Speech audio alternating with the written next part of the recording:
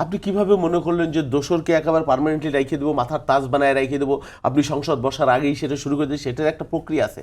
রাষ্ট্র প্রকৃতিতে সরাইতে হলে সেই প্রক্রিয়াটা আপনি নিশ্চয়ই জানেন, আপনি সাংবাদিকতা করেন, জি। কিভাবে সরাইতে হয়। সেটা একটা ইমপিচমেন্ট লাগে পার্লামেন্ট, সেই বিষয় নিয়ে আপনি কথা বলেন। আমি গায়ের জোরে কোণে ধাক্কা দিয়ে আওয়ামী লীগের আমলের মতো, আওয়ামী লীগের আমলের মতো চেয়ারে লাথি দিয়ে সরাই দিতে চান? না, জি। ইজি প্রসেস, সেটা নিয়ে আপনি কথা বলেন। আপনি তো গায়ের জোরে রাজপথের ভাষা সংসদে শুরু করে দিচ্ছেন। It is not way. প্রেসিডেন্টকে কেউই ভালোবাসে না, সে আমার আপনজন না, বিএনপিরও মাথার মুকুট না।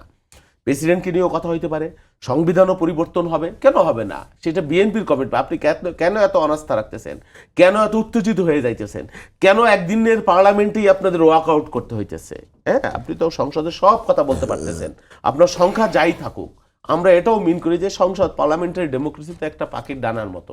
এই সংসদ জনগণ মানুষের ভোটে নির্বাচিত সংসদ, এটা তো রাতের ভোটে নির্বাচিত সংসদ না। তো এই সংসদের উপর তো আপনার আস্থা রাখতে হবে, রেসপেক্ট রাখতে হবে। আপনি যেমন নির্বাচিত, আমিও নির্বাচিত। এই যে 241, 231, 14 জনের কথা বলতেছেন, তারাও মানুষের ভোটে নির্বাচিত। সুতরাং আমরা ডিবেট করব, সব করব। হুমকার ধমকি দিয়ে তো লাভ নাই, রাজপথে বহুত তো হয়েছে।